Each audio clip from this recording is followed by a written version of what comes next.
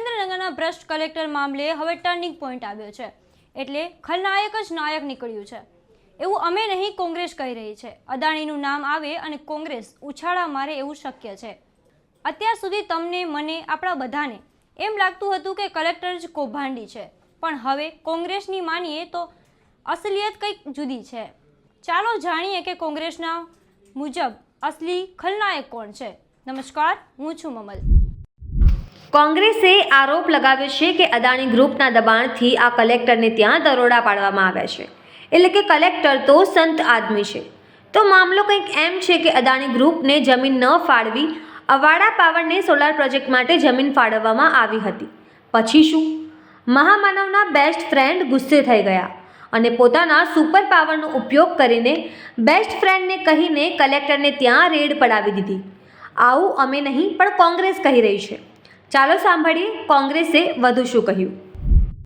તો રેન્જ કેટલી હોય? આવું નવું ગુજરાતના 5 ખાતાઓ જે ભ્રષ્ટાચારમાં અત્યારે નંબર 1 ઉપર આવે છે એ રેવન્યુ ડિપાર્ટમેન્ટ। આ ઓફિશિયલ ડેટા છે। અનેક એફઆઈઆર થાય છે, એક પણ કન્વિક્ટ નથી થતો। એફઆઈઆર થયા પછી સજા થવી જોઈએ, આ સજા ના થવાના કારણે સૌથી રેવન્યુ ડિપાર્ટમેન્ટમાં ભ્રષ્ટાચાર મોટા પાયે છે। બીજા નંબરે હોમ મિનિસ્ટ્રી આવે છે, જે દારૂ અને ડ્રગ્સમાંથી કમાય છે, જેના હપ્તા મેં કહ્યું એમ કમલમ સુધી જાય છે। આવું જે ઘટના અહીંયા સુરેન્દ્રનગર જિલ્લામાં જે બની, કલેક્ટરને એફઆઈઆર થઈ અને ઈડી દ્વારા રેડ પાડી, ભાઈ નૌશાદભાઈ હમણાં જ કહેતા હતા કે આવી રેડ પાડવી હોય તો જે મહાનગરો છે અને ગુજરાતના એક માત્ર સુરેન્દ્રનગર નહીં, એક કલેક્ટરો ને એક આઈએસ ઓફિસરો, એક આઈપીએસ ઓફિસરોના ત્યાં પાડો। હજારો લાખો કરોડના કરપ્શનના ડેટા અને કરપ્શનની તમને જે છે એ સબૂત મળશે, અને એટલેથી નહીં અટકે, મિનિસ્ટરોના ઘર સુધી રેલો પહોંચશે। કમલમ એમને એમ નથી બનતા જિલ્લે જિલ્લે, એ ભ્રષ્ટાચારના ભોરીમ ઉપર ઉભા થયેલા કમલમ છે। એની સામેની મુહિમ લોકો માટે લડવા માટે થઈને આજે જે છે આપની સમક્ષ આવવાની જરૂર પડી। ગુજરાતની અંદર વાર્ષિક 1.5 લાખ કરોડનો ભ્રષ્ટાચાર થાય છે, એટલે ગુજરાતના લોકોને સરકાર એક બાજુ દેવું વધારતું જાય છે। ગુજરાતમાં દરેક જન્મ લેતું બાળક જે છે એની ઉપર જે છે એ 30 થી 40 હજાર રૂપિયાનું દેવું ગુજરાતના દરેક બાળક ઉપર થાય છે, અને એનું કારણ એ છે કે ગુજરાતમાં વાર્ષિક 1.5 લાખ કરોડનો ભ્રષ્ટાચાર 20-20 રમાય છે। 20% નેતાઓના અને 20% જે છે સરકારી બાબુઓના। કોર્પોરેટ હાઉસ એમાં રહેવો જોઈએ નહીં, અને સરકારી ઈડી સીબીઆઈના માધ્યમથી બાકીના બધાને સાફ કરી દેવા માટેની એક જે પોલિસી ગોઠવાતી હોય છે, જેવું આપણે ભૂતકાળમાં એરપોર્ટની અંદર પણ જોયું, જીવીકેને જે રીતે મુંબઈનું એરપોર્ટ છીનવી લેવામાં આવ્યું, એવા બીજા ઘણા બધા છે ઉદ્યોગો, સેંકડો એવા ઉદ્યોગો છે કે જે આવી રીતે અદાણી સાહેબને મળી ગયા હોય એવું લોકો કહી રહ્યા છે।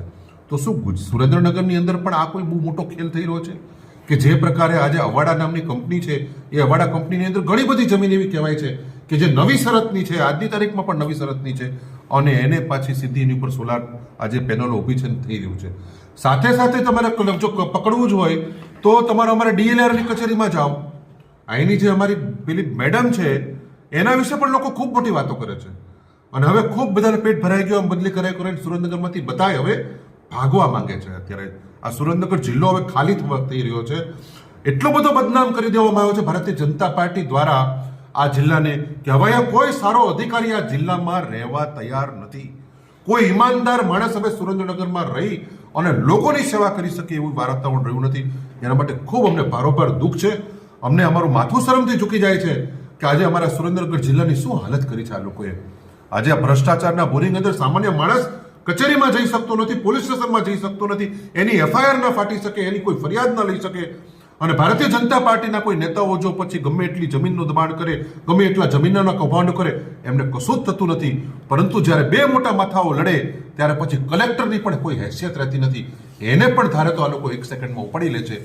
એ વાતનો સ્પષ્ટ દ્રષ્ટાંત ગુજરાતના તમામ આઈએએસ આઈપીએસ ઓફિસરોને સુરેન્દ્રનગરથી એક સંદેશ આપવામાં આવ્યો છે કે જો અમારી ઈચ્છા પ્રમાણે, અમારી ઈચ્છાની વિરુદ્ધમાં જઈને એક ડગલું પણ ચાલશો તો તમને કાલ ઈડી સીબીઆઈ ઇન્કમ ટેક્સ દ્વારા પકડીને જેલમાં પૂરી દેશું, 1 સેકન્ડ પણ વાર લાગશે નહીં। આ સંદેશો સુરેન્દ્રનગરથી આપવામાં આવ્યો છે। આ ઘટના અંગે આપ શું વિચારો છો? કોમેન્ટ કરીને કોમેન્ટ બોક્સમાં જરૂરથી જણાવજો। અત્યાર માટે બસ આટલું જ। નમસ્કાર।